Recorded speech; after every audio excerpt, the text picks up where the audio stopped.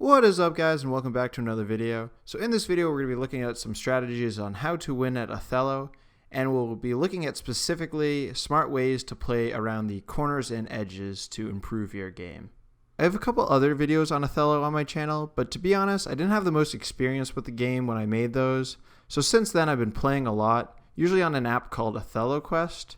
And right now I'm about in the top fourth of the players there, so I'm no expert, but I think at this point I have enough experience to give some useful tips to the casual to intermediate players, and maybe a more advanced player might learn a thing or two by watching this video.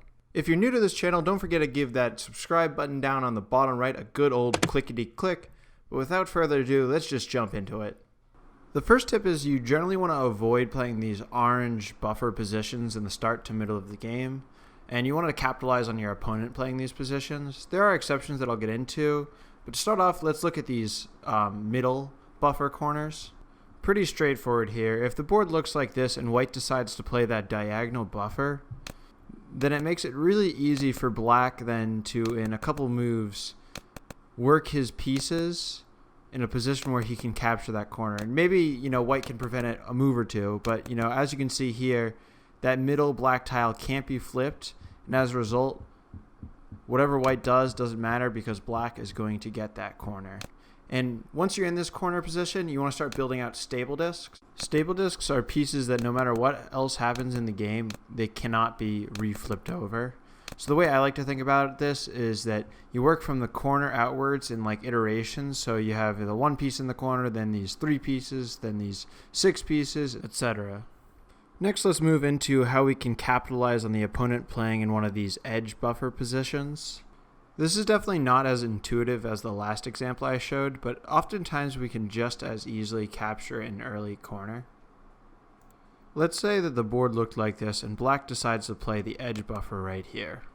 If we were white, I'd recommend our next move to be right here in A5, and then hope to get A3 next. So if the opponent played right here, we could do that. Now black is pretty helpless and can't do anything to save that bottom left corner. If he plays here in A4, we can squeeze between him here in A6 and then get the corner on our next move. Let's rewind and pretend that black didn't make that move. Even if that was the case, then we'd still be able to force him to give up that corner by playing a piece right there, and then either he gives up the corner or he flips to our other piece that's on the wall and we get the corner on the next move. There are several similar looks that can get us a corner just like that last example. So let's say we had a piece in A4, then the opponent played in that buffer of A7. This time we can just play A6, and then they have to make a decision, and no matter what, we get that corner again. As a third example, imagine black had a piece one away from an edge buffer on one side, and then play continued, and black decided to put another piece in an edge buffer. Well, you can take a corner easily in this situation too, by playing right next to that piece that's in the edge buffer, forcing him to flip above you, and then you can squeeze in between his two pieces, and then you can lock in that corner. Before I move on, this isn't to say you can't ever play one of these edge buffers, but as you can see with the examples I showed, just be careful when you do it and make sure you don't fall into one of these traps or some similar trap. Next, let's talk about situations near the end of the game where you will actually want to play in these orange buffer positions. As a first example, imagine the board looked like this and we were the black player.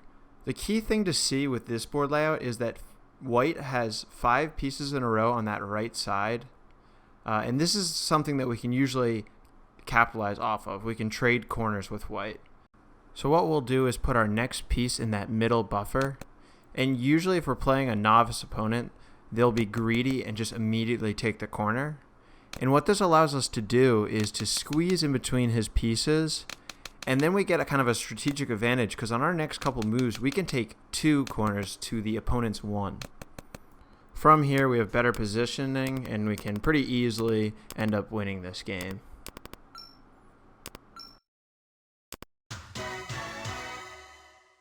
If you're going to do this kind of exchanging corners trick, make sure that you actually that white actually has a piece on this bottom line that I'm pointing out.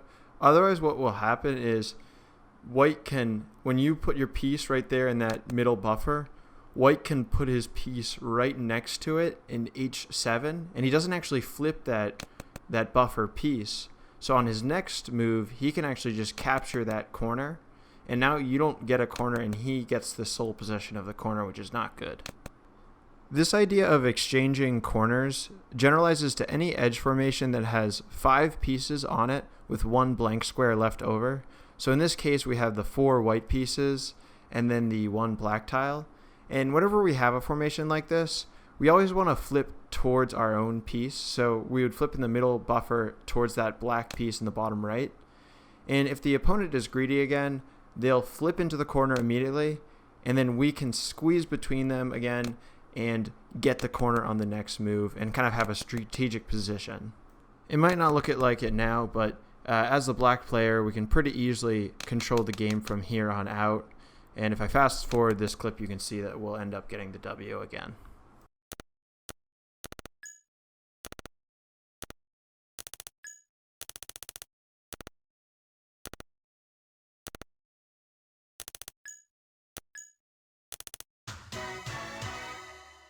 Backtracking real quick, if you're going to exchange corners like this, make sure that you do in fact have a piece that can squeeze in between white. So like the only reason I was able to exchange corners in this case is because I have this piece right down here on the bottom. If I didn't have that, then white could just take that complete side and I wouldn't get that corner that I was trying to get. Just so you really get this idea down, here would be another valid formation we could trade corners. So they have the 3 white tiles in the top right, we have the 2 black tiles in the bottom right, and there's that 1 blank square in between. So if we play that middle buffer, once again, they might be greedy, and then we can squeeze between them, and on our next move as black, we can get that top right corner. And so now that we've been through those examples, it's worth noting that you don't always want to look for this move. Basically, when we want to exchange corners is when it gives us a strategic positioning advantage, that corner that we're getting in exchange for giving them a corner, it makes it worth it. We're going to end this video with something I call controlling the diagonal. So as you can see here, we're kind of near the end of the game, and let's say we're black and we have the next move. So it kind of is a tough situation for us to figure out what the best move is. We can't make any moves in that top right corner.